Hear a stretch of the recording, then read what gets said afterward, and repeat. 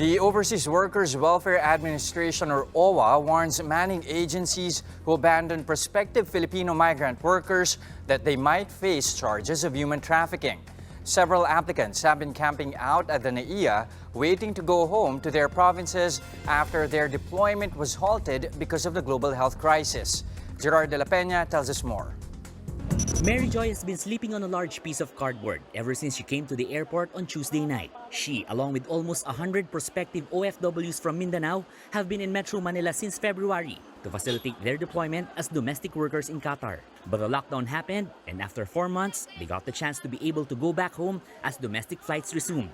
Yung may kami, yung kasama namin, may agent na kakilala na matutulong sa amin papaalis papuntang probinsya. Kaya nagpapakasakali rin kami. Kasi 3 buwan na kami stranded eh.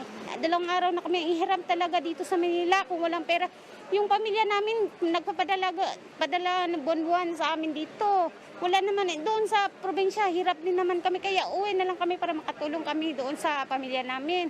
With limited resources, the stranded applicants are also trying to find ways to secure documents such as medical clearances and travel passes that are required by their local government units.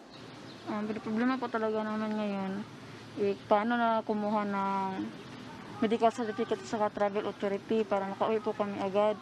Kasi nang humingi kami ng tulong sa LGU namin, yun po ang sabi nila para makauwi po kami, para mapubook kami agad nila ng ticket. The Overseas Workers Welfare Administration said manpower agencies handling the stranded applicants will be charged with human trafficking for abandoning them. Kailangan panagutin ito ng mga recruitment agencies at papangalanan namin sila sa madla at saka sa POEA in the coming days. Dahil responsibility din nila na pauwiin o ayusin at least yung paninirahan ng mga OFW, yung mga tao na mga rini-recruit nila bilang OFWs na hindi naman natuloy yung proseso.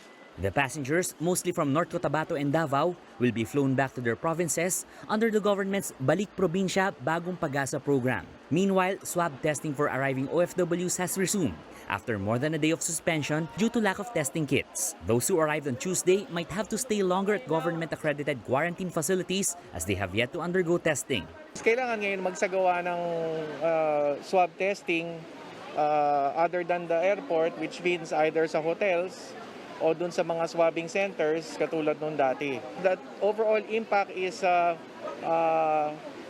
mukhang matatagalan ng kaunti sa quarantine stay sa quarantine facilities, but we're hoping na mas mabilis ngayon ang labas ng resulta. The IATF also announced that other international gateways such as the Clark International Airport will be open for arriving OFWs. Manning agencies may opt to contract private laboratories for swab testing. Other overseas Filipinos who are not migrant workers may also go to private hospitals to be tested.